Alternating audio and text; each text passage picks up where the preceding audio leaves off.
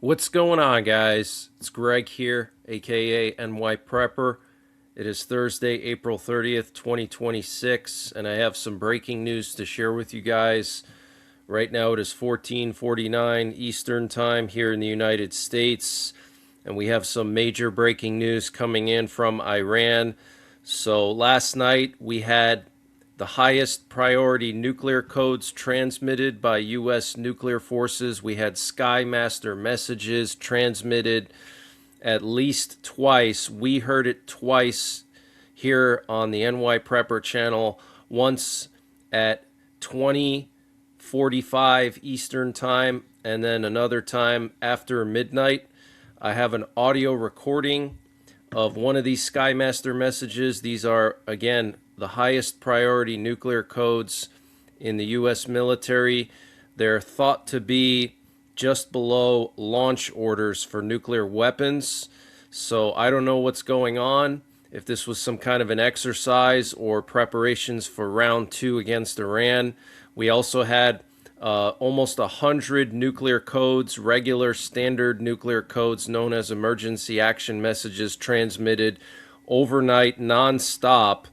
And if you want to listen to all those codes, you can go to my primary Twitter account. The link to my Twitter is down below at NYPrepper1.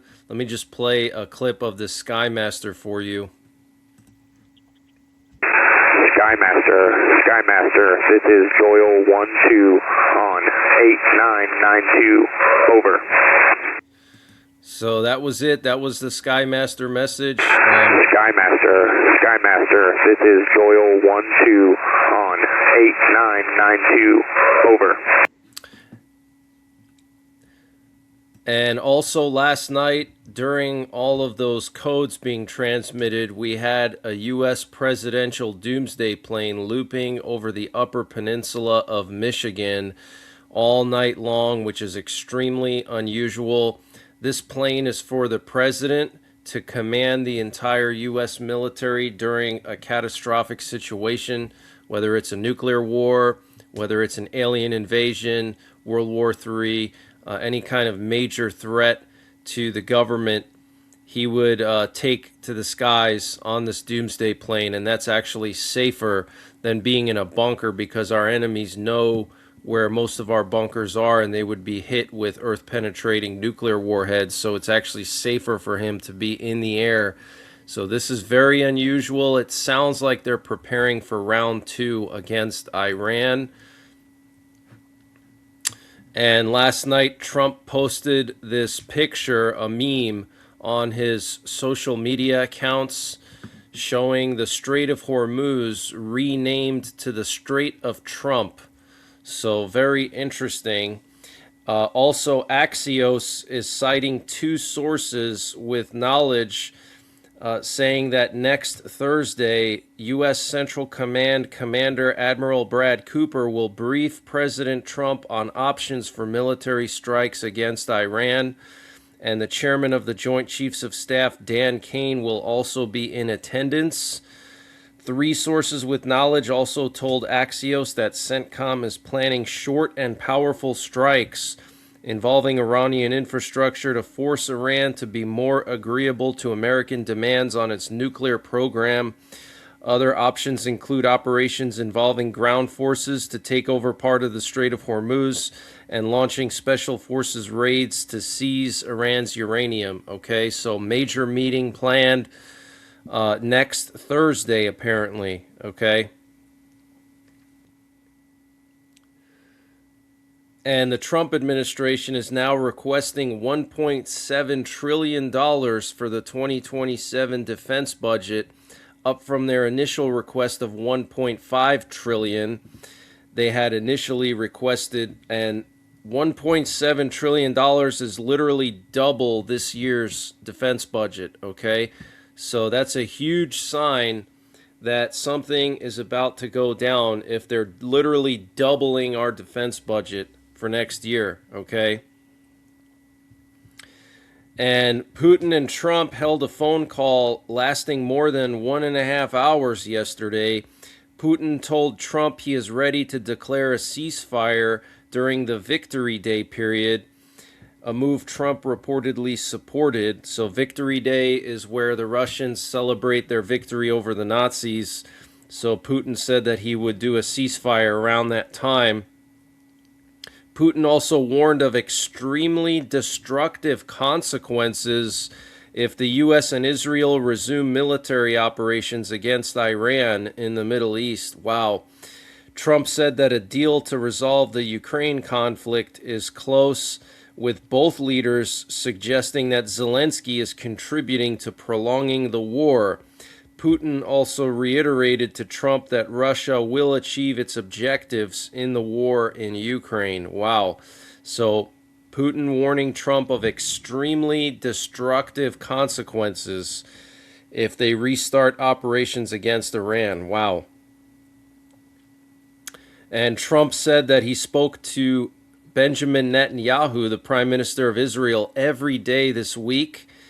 And for now, Trump sees continuing the blockade as his primary source of leverage against Iran, but he would consider military action if Iran still doesn't cave in. That was reported by Axios. And Trump told Axios yesterday he saw the blockade as somewhat more effective than the bombing, and sources said he had yet to order any kinetic action as of Tuesday night. And nearly 2,000 tankers are still stuck in the Persian Gulf, unable to cross the Strait of Hormuz. And by the way, oil prices have gone up. Last night they were at $110 a barrel. They dropped down to $105 a barrel today. Okay, but they're going to continue to climb over time. And Iranian-linked oil tankers are now disguising themselves as Iraqi ships to bypass the U.S. blockade. And a senior Iranian official said, "We will not tolerate a naval blockade. If the blockade continues, Iran will respond." Okay, so Iran will figure out ways to either attack our warships involved in the blockade, or they're going to attack our bases, or they're going to do terrorist attacks here in the U.S. So either way you cut it, escalation is imminent, okay? And U.S. nationwide average fuel prices have reached the highest levels since July of 2022. The average for 87 octane regular gasoline is now up to $4.30 a gallon. And gas prices suddenly spiked yesterday by 70 to 90%. 70 to 90 cents in multiple Midwestern states, including Illinois, Michigan, Indiana, and Wisconsin. Prices rose to as high as $5 per gallon in a single day. Okay, so there is a crisis in the Midwest right now. Regular 87 octane is at $5 per gallon. Absolutely insane. And Bloomberg is reporting that the U.S. Central Command has requested the deployment of the U.S. Army's Dark Eagle hypersonic missile to the Middle East for potential use against Iran. They probably want to do some combat testing with it because they haven't tested it in combat, and using it against Iran would be a perfect real-world test. And Israeli Channel 12 is reporting that Israel informed the Trump administration that the current situation is leading to the erosion of Israel's deterrence power. Okay, so Israel is not happy with the delays in strikes against Iran, and also the fact that Israel won't be able to strike Hezbollah. And the commander of the Iranian Navy said soon the enemy will see our new weapons that it fears, and they will be right next to it. Wow. So is he suggesting potentially using nukes against us? And Trump asked Netanyahu to be more careful with strikes in Lebanon. He said, quote, "I told Netanyahu he has to do it more surgically, not knock down buildings. He can't do it.